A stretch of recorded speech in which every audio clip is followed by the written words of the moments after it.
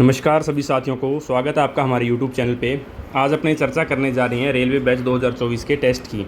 जो आपके अभिकल्प इंस्टीट्यूट में जो वीकली टेस्ट होते हैं 1 अगस्त 2024 को जो आपका टेस्ट हुआ था, उस टेस्ट पर अपने चर्चा करने जा रहे हैं।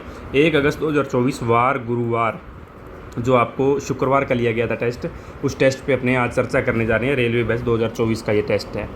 तो देखिए, इसमें आपका जो पहली क्लास होती है, इसमें जनरल साइंस की होती है, विज्ञान की क्लास 10 बजे से 10:40 तक। तो इसमें पहले आपके 10 प्रश्न साइंस के हैं, तो उस पर अपने चर्चा करते हैं। देखिए, पहला प्रश्न आर्गन की संयोजकता लिखिए। तो आर्गन की संयोजकता होती है 0, ऑप्शन द। कौन से रंग का प्रकीर्णन सबसे कम होता है? तो लाल रंग का प्रकीर्णन सबसे कम होता है, ऑप्शन द। भौतिक परिवर्तन नहीं है, तो इनमें से जो संक्षारण है ये भौतिक परिवर्तन नहीं है। डायस्पोर का अयस्क है, डायस्पोर अयस्क है, तो ये एल्यूमिनियम का अयस्क है, ऑप्शन ए। आगे देखिए, 5वां प्रश्न है लोहे का अयस्क नहीं है। तो हेमेटाइट भी है, मैग्नेटाइट भी है, लिमोनाइट भी है और चौथा सिडेराइट भी है। तो इसमें जो ऑप्शन डोलोमाइट दिया हुआ है ये लोहे का अयस्क नहीं है, ऑप्शन द। कार्नेलाइट अयस्क है, तो कार्नेलाइट किसका अयस्क है? तो ये मैग्नीशियम का अयस्क है, ऑप्शन ए। किसी परमाणु में प्रोटॉन व न्यूट्रॉन का योग कहलाता है? तो प्रोटॉन व न्यूट्रॉन का योग परमाणु भार और द्रव्यमान संख्या ए व ब दोनों, तो ऑप्शन स आएगा आपका, ए तथा ब दोनों। 8वां प्रश्न है कैल्शियम का परमाणु क्रमांक कितना होता है? तो 20 होता है कैल्शियम का परमाणु क्रमांक, ऑप्शन ए। कांसा मिश्र धातु है, तो कांसा तांबा प्लस टिन की मिश्र धातु है, ऑप्शन ए। और लास्ट प्रश्न है कार्बन का अपर रूप नहीं है, तो इसमें जो मरकरी है ये कार्बन का अपर रूप नहीं है। इस तरह से ये आपके रेलवे बैच के जो पहली क्लास होती है 10 बजे से 10:40 साइंस की, उसके 10 प्रश्नों पर अपने चर्चा की है। आगे अपने बढ़ते हैं। जो दूसरी क्लास आपकी होती है भारत का भूगोल 10:40 से 11:20, इसके 10 प्रश्नों पर अपने चर्चा करने जा रहे हैं। देखिए, पहला प्रश्न, निम्न में से चंबल की सहायक नदी नहीं है। तो कौन सी नदी जो चंबल की सहायक नहीं है वो पहचाननी है। तो काली सिंध बिल्कुल चंबल की सहायक है, पार्वती भी है, बनास भी है। घाघरा नदी चंबल की सहायक नदी नहीं है, क्योंकि घाघरा तो गंगा नदी की सहायक नदी है, जो गंगा नदी से बाएं तट पर आकर मिलती है बिहार राज्य के अंदर। तो घाघरा नदी इसका सही उत्तर होगा। बद्रीनाथ किस नदी के किनारे पर स्थित है? तो जैसा कि आप जानते हैं कि गंगा नदी जो है वो 2 धाराओं के संगम से मिलकर बनती है, अलकनंदा और भागीरथी। तो उसमें जो अलकनंदा नदी है वो बद्रीनाथ के सतोपत हिमनद से निकलती है। तो अलकनंदा बद्रीनाथ से ही निकल रही है, तो बद्रीनाथ उसका तटवर्तीय नगर होगा। तो बद्रीनाथ अलकनंदा नदी के किनारे पर स्थित है। आगे देखिए, कौन सी नदी भारत का सबसे गहरा, यहाँ पर शौर्ज लिखा गया है, ये गोर्ज है। कौन सी नदी भारत का सबसे गहरा गोर्ज बनाती है?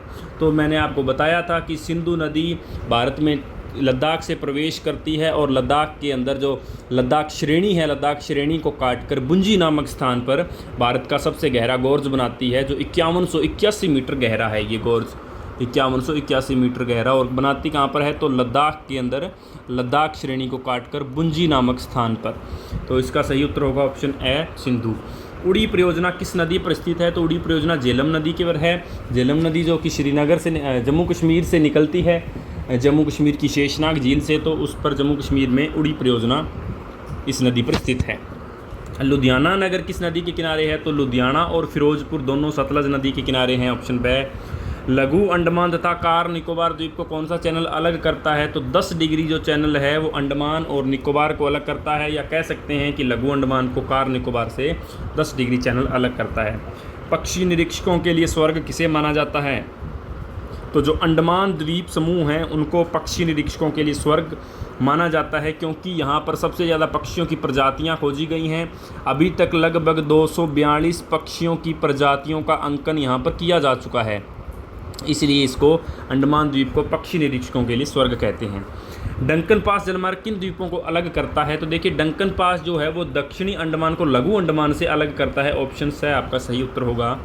मालदीव को मिनिकॉय द्वीप से कौन सा चैनल अलग करता है? तो 8 डिग्री चैनल है जो मालदीव को मिनिकॉय द्वीप से, या कह सकते हैं मालदीव को लक्षद्वीप से अलग करता है। मिनिकॉय जो कि लक्षद्वीप का सबसे दक्षिणी द्वीप है।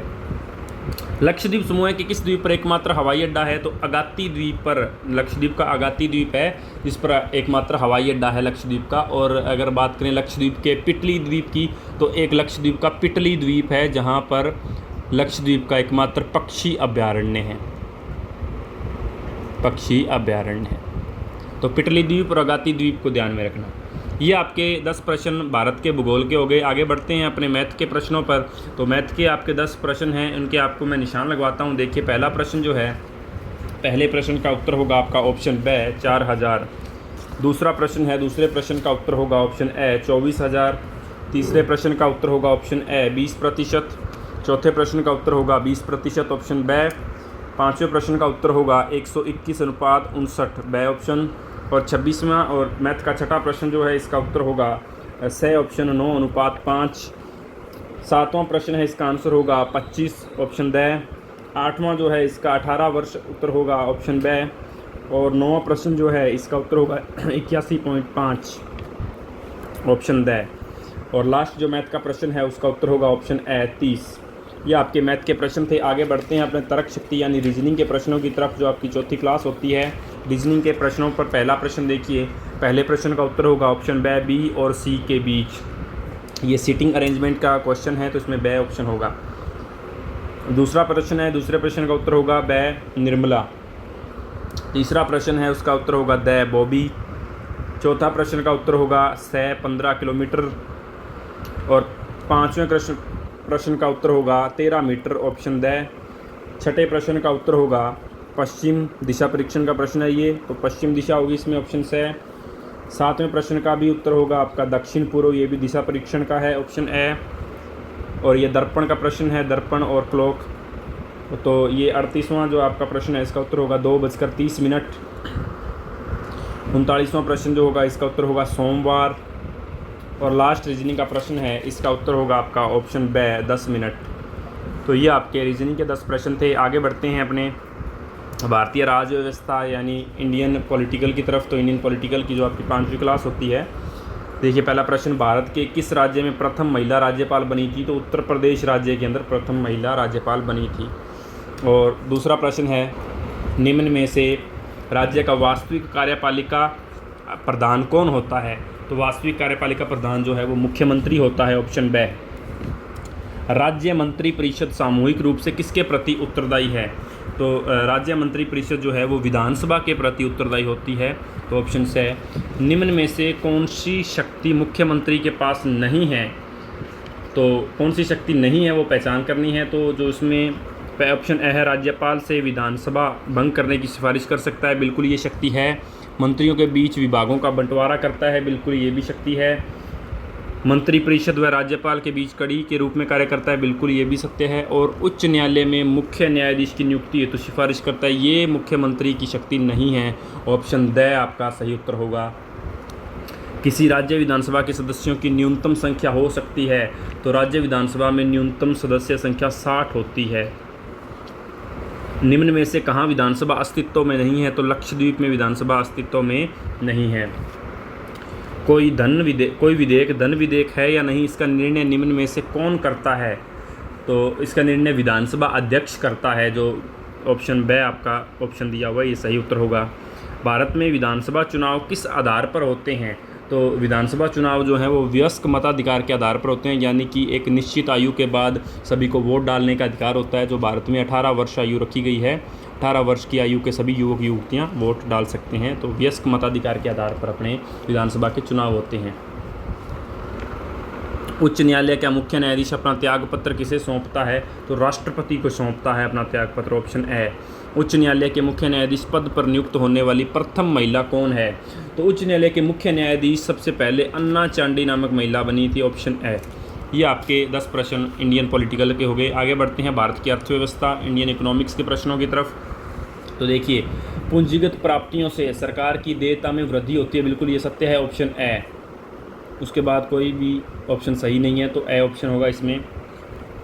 भारतीय रिजर्व बैंक की स्थापना कब हुई? तो 1935 में हुई थी, इसमें भी ऑप्शन ए। भारतीय रुपए के नोट के भाषा पटल पर कितनी भाषाओं में मूल्य मुद्रित होता है? तो 15 भाषाओं में होता है मूल्य मुद्रित, ऑप्शन ए। छठी पंचवर्षीय योजना की अवधि है तो 1980 से 85 तक छठी पंचवर्षीय योजना थी। उसके बाद देखिए 5वां प्रश्न है, वित्तीय वर्ष 2014-15 में कुल खाद्यान्न का उत्पादन कितने मिलियन टन रहा? तो ये आपका 252 मिलियन टन रहा, ऑप्शन ए। और अंतर्राष्ट्रीय मुद्रा कोष की स्थापना यानी IMF इंटरनेशनल मॉनेटरी फंड की स्थापना जो है वो कब हुई थी? तो 1945 में हुई थी, ऑप्शन ए। रेपो रेट बढ़ने पर मुद्रास्फीति घटती है, ऑप्शन बी। भारत का वर्तमान बजट क्या है? अधिशेष बजट, संतुलित बजट, घाटे का बजट या इनमें से कोई नहीं? तो घाटे का बजट, ऑप्शन सी। भारत के केंद्रीय बजट का अनुमोदन किया जाता है, तो केंद्रीय जो बजट होता है, केंद्रीय बजट का अनुमोदन इसमें आपका वित्त मंत्री द्वारा, राष्ट्रपति द्वारा, मुख्य कार्यकारी द्वारा, ब व स में से कोई एक के द्वारा। तो राष्ट्रपति के द्वारा भी और मुख्य कार्यकारी के द्वारा भी, तो दोनों के द्वारा किसी एक के द्वारा किया जाता है, तो ऑप्शन द आपका सही उत्तर होगा, ब व स में से एक के द्वारा। सिक्योरिटी पेपर मिल होशंगाबाद किस राज्य में स्थित है? तो ये मध्य प्रदेश के अंदर है, ऑप्शन ए। आगे बढ़ते हैं अपने स्टैटिक्स जीके की तरफ। तो स्टैटिक्स जीके में आपका पहला प्रश्न है, केंचुए की कितनी आंखें होती हैं? तो 0 होती हैं, केंचुए की कोई आंख नहीं होती, ऑप्शन है। मानव का मस्तिष्क लगभग कितने ग्राम का होता है? तो 1350 ग्राम का होता है। कुचिपुड़ी नृत्य कहाँ का प्रसिद्ध है? तो ये आंध्र प्रदेश का नृत्य है कुचिपुड़ी। भूटान की मुद्रा क्या है? तो गुलट्रम ये है भूटान की मुद्रा। शराब का पीएच मान कितना होता है? तो 3.5 होता है शराब का पीएच मान। साइमन कमीशन की नियुक्ति कब की गई थी? तो 1927 में की गई थी, ऑप्शन ए। उसके बाद रक्त का थक्का न बनना किस विटामिन की कमी के कारण होता है? तो विटामिन के की कमी के कारण रक्त का थक्का नहीं जमता। हेलसिंकी सम्मेलन किससे संबंधित है? तो समुद्री पर्यावरण सुरक्षा से संबंधित है, ऑप्शन ए। पर्यावरण प्रदर्शन सूचकांक में भारत की रैंकिंग कौन सी है? तो इसमें भारत का 176वां स्थान है, ऑप्शन बी। पंथी नृत्य कहाँ का प्रसिद्ध है? तो ये छत्तीसगढ़ का प्रसिद्ध नृत्य है। ये आपके स्टैटिक्स जीके के प्रश्न थे। आगे बढ़ते हैं अपने करंट अफेयर्स के प्रश्न जो हैं, जो आपके इस वेबसाइट पर अपलोड किए जाते हैं डेली। देखिए पहला प्रश्न, हाल ही में विश्व नेताओं का शिखर सम्मेलन 2024 कहाँ आयोजित किया गया?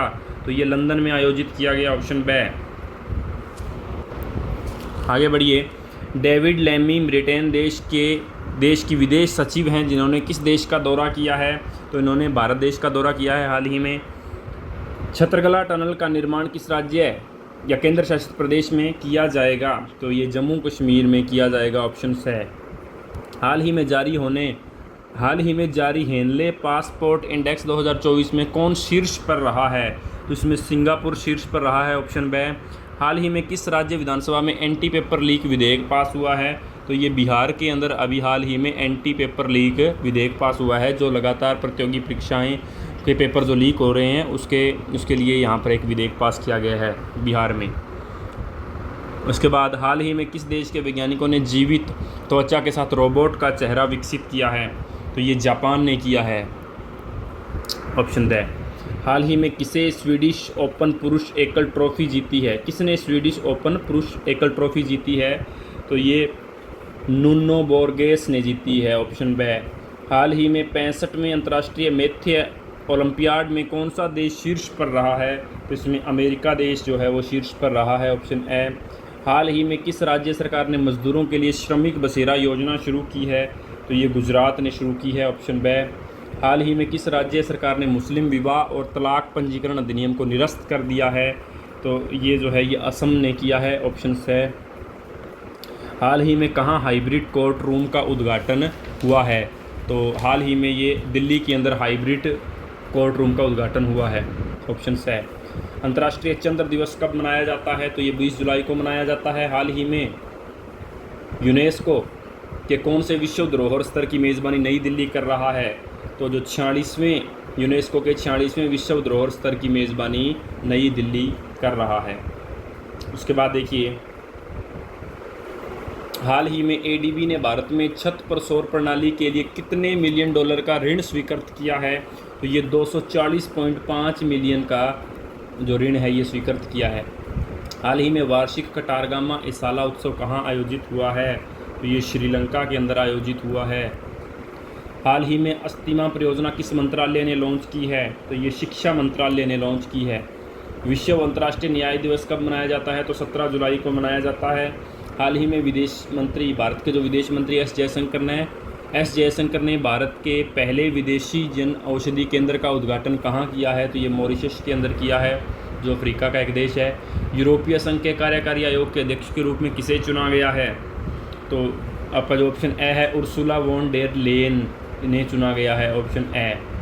हाल ही में सैन्य प्रमुख मिन आंग ह्वाइंग किस देश के कार्यवाहक राष्ट्रपति बने हैं? तो ये म्यांमार के कार्यवाहक राष्ट्रपति बने हैं।